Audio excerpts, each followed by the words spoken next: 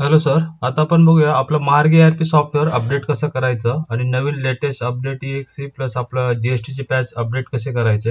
Okay, गव्हर्नमेंटच्या rule प्रमाणे आता नवीन पॅच अवेलेबल आहेत साईटवर मार्कच्या. ओके, ते पॅच आता पहिले आपण मार्कच्या साईटला डाउनलोड करूया. त्यासाठी तुमचा ब्राउझर ओपन करा. ओके, आणि इथे तुमची जी गुगलमध्ये इथे मार्क म्हणून सर्च करा जस्ट. ओके, की ही ऑफिशियल वेबसाईट येऊन जाईल. इथे GST किंवा हे डाउनलोड पॅचला क्लिक करा की हे हा जी ऑफिशियल वेबसाईट आहे मार्क आहे ते क्लिक करा की मार्कची वेबसाईट ओपन होईल. ओके, याच्यामध्ये तुम्हाला इथे डाउनलोड टॅबला क्लिक करायचे आहे. इथे तुम्हाला लेटेस्ट EXE दिसेल बघा, 3 एप्रिलचे अपडेटेड व्हर्जन आहे. डाउनलोड नावला क्लिक करा. इथे तुमचा मोबाईल नंबर टाका किंवा 10 वेळा 0 टाका. ओके, की इथे तुमचे डिटेल्स येतील. इथे आय आर रेडला टिक मार्क करा, सबमिट करा. हे तुमचं सेटअप डाउनलोडिंगला चालू होईल. ओके, इथे डाउनलोड टॅबला येऊन तुम्ही बघू शकता तुमचं सेटअप डाउनलोडला प्रोसेसला चालू होऊन जाईल. ओके, विदिन सेकंडमध्ये डाउनलोड होतं. एकदम MB मध्ये फाईल असते. ओके, त्याच्यानंतर पुन्हा इथे फर्स्ट टॅबला या, इथे डाउनलोड्सला या. ओके, त्याच्यानंतर स्क्रोल करत खाली या. इथे पॅच सिस्टीम मध्ये आहे. इथे तुम्हाला GSTचा अपडेटेड पॅच इथे भेटेल बघा. GST पॅच 29 मेचा अवेलेबल आहे. याला डाउनलोड करून घ्या. त्याच्यानंतर ही GST फाईल आहे, ह्याला पण डाउनलोड करून घ्या. ओके, त्याच्यानंतर इथे EDMचा एक पॅच आहे, तो पण डाउनलोड करून घ्या. ओके, जर टॅली वगैरे एक्सपोर्ट इम्पोर्ट पाहिजे तर हा पण तुम्ही डाउनलोड करून घ्या. टॅलीमध्ये पण तुम्ही डेटा एक्सपोर्ट इम्पोर्ट करू शकता. ओके, हे तुम्ही पॅच डाउनलोड करून घ्या. इथे बघितलं तर डाउनलोड्समध्ये सगळे डाउनलोड झालेलं आहे. इव्हन तुमचं मार्कचं सेटअप पण डाउनलोड झालेलं आहे. इथून तुम्ही फोल्डर्स लिहा किंवा डायरेक्ट डाउनलोड फोल्डर लिहा. तिथे तुम्हाला सगळे डाउनलोडचे फाईल भेटतील. ओके, ह्या GST पॅच अपडेटमध्ये तुम्हाला B2B, B2C सगळे HSN कोड समरी सहित वेगवेगळे प्रॉपर डेटाबेस ह्याच्यामध्ये भेटेल तुम्हाला. ओके, अपडेट ह्याच्याप्रमाणे तुम्हाला सगळे रिपोर्ट्स ह्याच्यामध्ये भेटतील. हे सगळे फाईल तुम्ही कॉपी करा, सरळ सिलेक्ट करा आणि कॉपी करा. ओके, त्याच्यानंतर आपला जो मार्कचा फोल्डर आहे, आता डेस्कटॉपवर ज्या ठिकाणी तुमचा मार्कचा आयकॉन आहे त्याला सिलेक्ट करा आणि त्याच्यावर राईट क्लिक करायचे आहे तुम्हाला. हा बघा, इथे आपला मार्कचा फोल्डर आहे, डी लोकेशनला आहे. राईट क्लिक करा सरळ आणि ओपन फाईल लोकेशन करा. ओके, आणि जो लोकेशन ओपन होईल तिथे राईट क्लिक करून इथे ते सगळ्या फाईल्स पेस्ट करा. ओके, तसंच याच्यामध्ये एक सिस्टीम नावाचा एक फोल्डर भेटेल बघा. मार्ग ERPच्याच फोल्डरमध्ये सिस्टीम नावाचा फोल्डर, तो ओपन करा. तिथे पण सेम राईट क्लिक करून पेस्ट करा. दोन्ही लोकेशनला तुम्हाला पेस्ट करायचे आहेत. इथे रिप्लेसला येस, लेटेस्ट जेवढे पॅच आहेत ते हे होऊन जातील, आपला कॉपी पेस्ट होतील. त्याच्यानंतर पुन्हा इथे डाउनलोड टॅबला या. डाउनलोड टॅबमध्ये तुमचं हे आता जो सेटअप डाउनलोड केलाय तो आपल्याला रन करायचा आहे. किंवा इथेच तुम्हाला डाउनलोड टॅबमध्ये जिथे भेटेल तुम्हाला तो मार्क सेटअप म्हणून, इथे आपण डेट टाकले तरी भेटेल किंवा तुम्ही सरळ आपल्या गुगलच्या पेजला आला तिथे ते इथे पण भेटेल बघा. हे आता मार्क सेटअप आहे, इथे डाउनलोड. इथे डबल याला क्लिक करा, इथे सेटअप फाईल ओपन होईल आणि सेटअप फाईल तुम्हाला रन करायची आहे, ही लेटेस्ट वाली. इथे तारीख दिसेल बघा, 3 एप्रिल 25 लेटेस्ट वाली अपडेटेड आहे. हे मागचं सगळं तुम्ही क्लोज करू शकता. फक्त फाईल क्लोज कॉपी पेस्ट करायचे आहे. हे सेटअप रन करताना मात्र जर सॉफ्टवेअर तुमचं ओपन असेल तर कम्प्लीट सॉफ्टवेअर तुम्हाला बंद करायचं आहे. ओके, त्याच्यानंतर नेक्स्ट करत या आणि इन्स्टॉल करा फाईल. ओके, सॉफ्टवेअर मात्र कम्प्लीट क्लोज करा. त्यानंतर नेक्स्ट करा, आय एक्सेप्टला क्लिक करा, पुन्हा नेक्स्ट करा.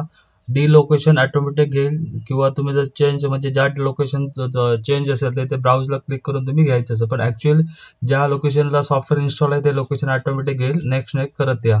इथे टिक मार्क ठेवायचे डेस्कटॉप आयकॉनला. इन्स्टॉल करून कम्प्लीट सेटअप होऊ द्या. ओके, विदिन सेकंडमध्ये तुम्ही अपडेट करून घेऊ शकता. बस फिनिश बटनला क्लिक करा की सॉफ्टवेअर ओपन होईल तुमचं आणि सगळे पॅच वगैरे ऑटोमॅटिक तुमचे प्रॉपर इन्स्टॉल होतील. आता अपडेट प्रोसेस चालू आहे. इथे सिस्टीमला फ्री सोडा, ऑटोमॅटिक विदिन सेकंडमध्ये सॉफ्टवेअर तुमचं अपडेट होऊन जाईल असं दाखवेल. Software configure start please again, ओकेला क्लिक करा. ओके, तुमचे अपडेट झालेले आहे सॉफ्टवेअर. जस्ट पुन्हा नव्याने सॉफ्टवेअरला डबल क्लिक करून ओपन करा. ओके, तुमचा युजर ID काय असेल तर टाका, लॉग इन करा.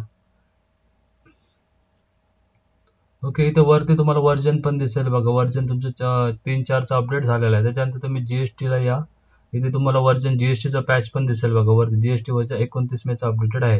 त्याच्यानंतर जीएसटीआर 1ला यायचं. जीएसटीआर 1ला आलात की इथे सोबत मला मेलचा काढायचं, मी डेट टाकणार, एंटर करायचं, शो बटनला क्लिक करणार. ओके, त्याच्यानंतर तुम्हाला नॉर्मल प्लेन एक्सेल पाहिजे तर इथे एक्सेलला क्लिक करून तुम्ही डिटेलला जाऊन एक्सेल काढू शकता.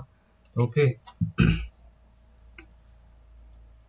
इथे पण तुम्हाला तुमचं एक्सेल वगैरे अपडेटेड असलं पाहिजे. बऱ्याच कस्टमरचं एक्सेल पण ॲक्टिवेटेड व्हर्जन नसतं, क्रॅक व्हर्जन, ट्रायल व्हर्जन असतं. त्यामुळे बऱ्याच वेळा एक्सेल फाईल तुम्हाला जीएसटीचा रिपोर्ट एक्सपोर्ट करायला देत नाही. ते प्रॉब्लेम असेल तुमचा, नॉर्मल एक्सेल ओपन करून बघा. एक्सेल ओपन होत नसेल तर तुमच्या कॉम्प्युटर हार्डवेअरवाल्यांकडनं ते अपडेट करून घ्या एक्सेल, आणि त्याच्यानंतर तुम्ही रिपोर्ट जनरेट करा. ओके, इथे बघा यांचा पण एक्सेल ॲक्टिवेटेड नाही असा ऑप्शन येतो बघा, मायक्रोसॉफ्ट एक्सेल ॲक्टिवेशन विझार्ड. त्याच्यामुळे तुम्हाला ते सॉफ्टवेअर एक्सेल फाईल एक्सपोर्ट करायला देत नाही. हे तुम्ही फिक्स करून घ्यायचं आहे तुमच्या कॉम्प्युटरवाल्यांकडनं. ओके ओके सर, आता एक्सेलचा यांचा प्रॉब्लेम फिक्स करून घेतलेला आहे. त्यानंतर तुम्ही पुन्हा एक्सेलला या, नंतर जीएसटीआर 1ला या. ओके, इथे डेट टाका ज्या महिन्याचा तुम्हाला रिपोर्ट जनरेट करायचा आहे, शो बटनला क्लिक करा. ओके, आता आपण मगाशी जीएसटीआर एक्सेलमधून जीएसटीआर समरी काढली, आता जीएसटीआर 1ला यायचं तुम्ही सरळ. ओके, त्याच्या अगोदर अजून एक तुम्हाला एक ऑप्शन दाखवून ठेवतो, इंटरनल ऑडिटचा. म्हणजे तुम्ही रिपोर्ट जनरेट करायच्या अगोदर जीएसटी मध्ये या आणि इंटरनल ऑडिट रन करून घ्या. एररला इथे क्लिक करा. म्हणजे जर काय बिलामध्ये किंवा ऑल ओव्हर ट्रान्झॅक्शनमध्ये काय एरर असेल तर सॉफ्टवेअर तुम्हाला ऑटोमॅटिक तिथे सर्च करून दाखवेल. त्याच्यामध्ये काही एरर नाही आहे, तर नो रेकॉर्ड फाउंड. ओके, याच्यामध्ये जीएसटीआर 1ला या, एंटर मारत या, डेट टाका. जीएसटीआर 1ला यायचं आहे तुम्हाला. नंतर इथे प्लेन एक्सेल शीट घ्यायची आहे. त्यानंतर तुम्ही सगळे B2B हे सगळे चारही ऑप्शन टिक मार्क करायचे आहेत. आणि JSON फाईल पाहिजे तर JSONला क्लिक करायचे, आणि एक्सेल पाहिजे तर इथे एक्सेलला क्लिक करा. तुम्ही एक्सेल जनरेट करून दाखवतो, स्टार्ट बटनला क्लिक करा. ओके, एक्सेलचा प्रॉब्लेम असेल तर तुम्ही एक्सेल ओपन करून बघा, तिथे ॲक्टिवेट नाव वगैरे काय येता कामा नये. ते आलं तर तुमचं एक्सेल इम्पोर्ट करताना प्रॉब्लेम दाखवतो सर. ओके, आता विदिन सेकंडमध्ये कंप्लीट तुमची नवीन रूलप्रमाणे तुमचे HSN समरी सहित तुमची एक्सेल फाईल जनरेट होईल. तसंच तुम्ही डायरेक्ट JSON फाईल पण जनरेट करू शकता, एक्सपोर्ट करू शकता, आणि JSON फाईल डायरेक्ट पोर्टलला अपलोड पण करू शकता, जीएसटीच्या पोर्टलला. आणि GSTR R1, 3B direct JSON file generate होतात किंवा एक्सेल पण जनरेट होतात सर. ओके, इंटरनल ऑडिट एकदा रन करून घ्यायचं. इन केस काही प्रॉब्लेम असेल कोणत्या ट्रान्झॅक्शनमध्ये, बिलामध्ये, टॅक्स एरर किंवा जीएसटी नंबर एरर, कोणताही एरर असेल तर सॉफ्टवेअर तुम्हाला सेल्फ ऑडिट करून तुम्हाला दाखवतो. ओके, त्याच्यानंतर हे बघा, जीएसटीआर तुमच्या मार्क फोल्डरमध्ये, जीएसटीआर रिटर्नमध्ये फोल्डरमध्ये ही एक्सेल फाईल तुमची सेव्ह झालेली असते. ओके, तसंच ते बॅकग्राऊंडला ओपन पण होते. ओके केलात तर इथे तुम्ही हे मिनिमाइज केलात तर इथे तुमचं एक्सेल फाईल जनरेट झालेली आहे. ओके, याच्यामध्ये तुम्ही बघितलं तर सगळ्या शीट ऑटोमॅटिक B2B, B2C सगळे आलेले आहे. प्लस मी असं स्क्रोल करत पुढे गेलात तर इथे तुमचं हे पण आलेलं आहे, काय HSN ची समरी पण तुम्हाला याच्या पुढे भेटून जाईल. एक सेकंड. ओके सर, हे बघा इथे HSN, B2B आणि B2C इथे पुढे सगळे तुम्हाला भेटेल बघा. HSN समरी, B2B आणि B2C सगळ्यांची HSN समरी आणि प्रॉपर सगळे कॉलम, सगळे याच्यामध्ये डेटा तुम्हाला भेटेल ह्या शीटमध्ये. ही तुम्ही इथून सेव्ह ॲज करून घेऊ शकता, तुम्हाला सेपरेट अदर लोकेशनला पाहिजे तर. ओके, तसंच तुम्हाला JSON फाईल पण डायरेक्ट जनरेट होईल. तुमच्या इथे येऊन जस्ट याला क्लिक करा, JSON फाईलला क्लिक करा, हे चारही ऑप्शन टिक मार्क करा, स्टार्ट बटनला क्लिक करा. बघा, JSON फाईल विदिन सेकंडमध्ये त्याच लोकेशनला सेव्ह होईल बघा.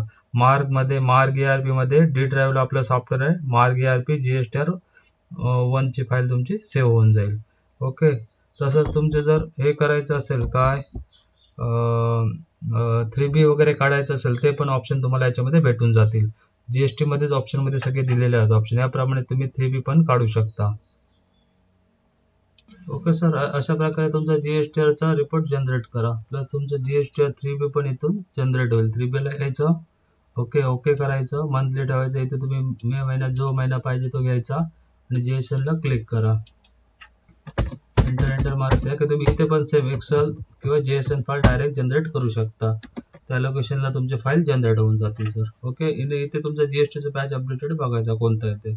Okay sir, thank you. असे तुम्ही तुमचं सॉफ्टवेअर अपडेट करून घ्या, पॅच अपडेट करून घ्या, आणि जीएसटी JSON फाईल किंवा एक्सेल फाईल जनरेट करा आणि तुमचे रिटर्न अपडेट करून घ्या सर. Okay sir, thank you.